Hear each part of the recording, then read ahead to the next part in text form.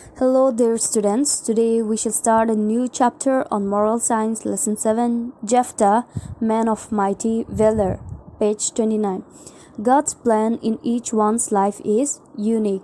Though we think that we do not have anything to boast or we are small, God's plan for His children are way beyond imagination. Jephthah was called to fight against Ammonites, the enemies of Israel.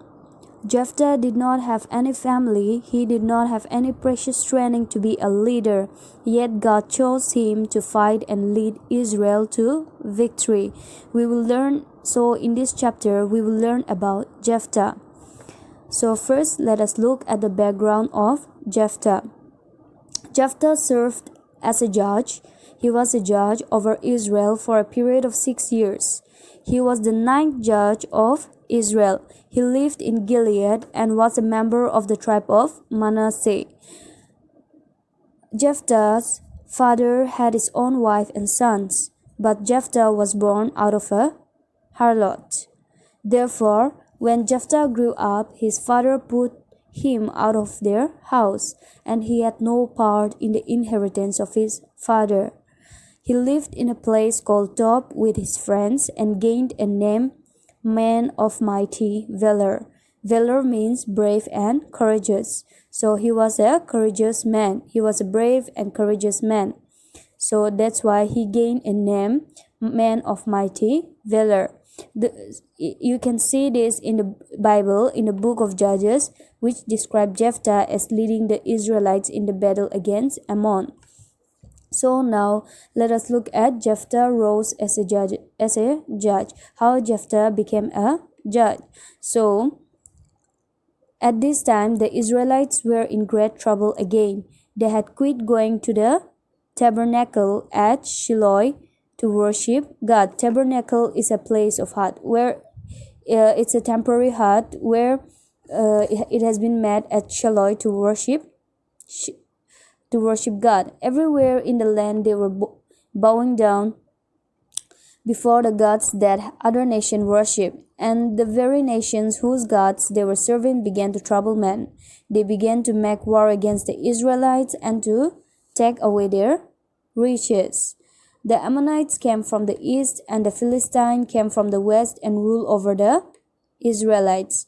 The Ammonites even threatened to take away the homes of the Israelites and to drive them out of their country. This was an unhappy time indeed for the people who had once enjoyed the blessings of God. After suffering for 18 years under the rules of their enemies, the Israelites remembered how God had long ago given them all the land and had made them stronger than all the nations who lived around them. So they cried to God for help, and they expected God to send a deliverer just as he had done at other times when they were in trouble. But God was not happy with the people. He was not willing to help them because they had turned away from him to worship the gods of other nations. Now the Israelites became very sorry for having sinned against the true God. Since they had sinned against God, God was not happy with the people and he was not willing to help them. They saw that the gods they were serving could never help them at all. They knew that true God, whom their fathers had worshipped, could deliver them out of the power of their enemies. So they tore down their idols, they broke their idols and began to serve the Lord. They confessed their sin to the Lord and asked him again to help him. When the Lord saw that the people were really sorry for their sins, he began to pity them. He saw them gather their soldiers together at a place called Mizpah to fight against the Ammonites, but they had no leader. War had broken out and the Israelites were about to be defeated when the elders of Gilead thought about Jephthah. Then Jephthah said, "Didn't you hate me and chase me out of my father's house? Why do you come to seek my help now?" Then the elders of Gilead replied, "We have come to you so that you will go along with us to fight with the Ammonites." Then Jephthah said, "If I go back with you, will I be your leader?" Then they replied, "You will be the army commander of our army." The Lord was with Jephthah, and he was made the commander of the Israelites. Jephthah went to Mizpah and worshipped God. God anointed him to lead the Israelites. So in this way, Jephthah became the leader of the Israel to fight against the Ammonites.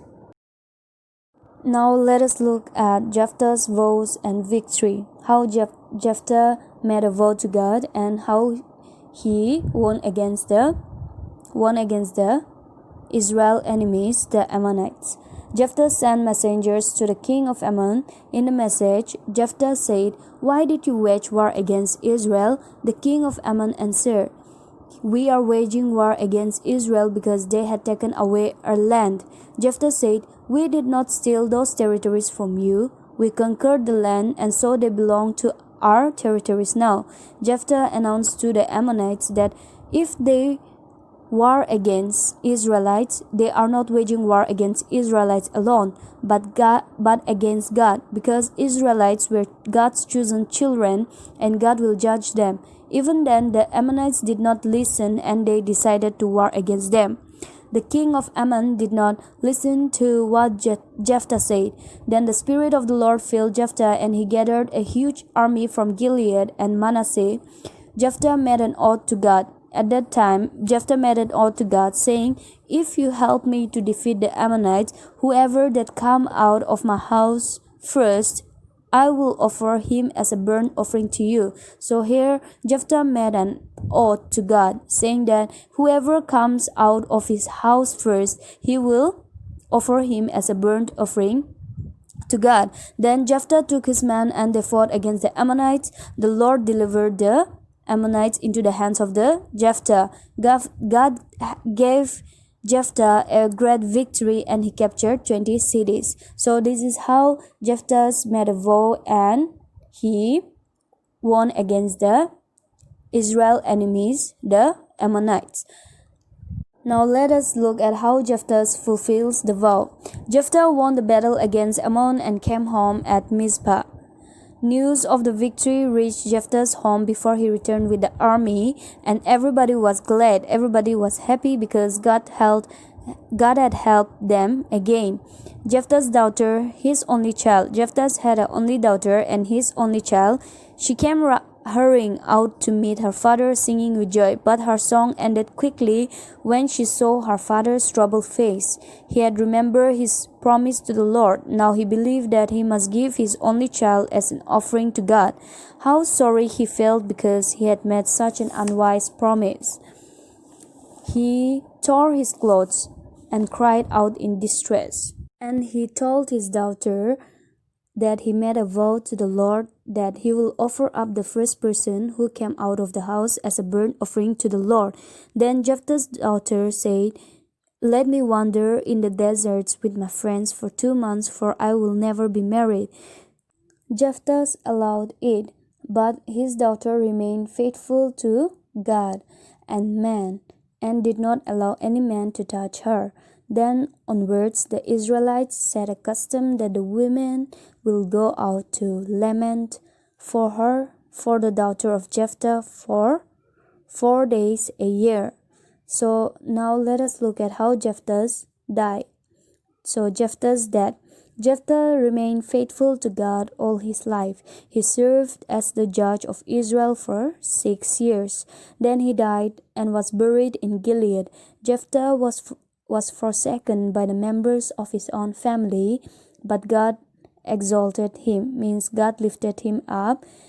It was only because Jephthah was faithful to God. Similarly, if we are faithful to God in every detail of our life, God will surely lift us. So this is the end of our chapter 7, Jephthah, man of mighty valor.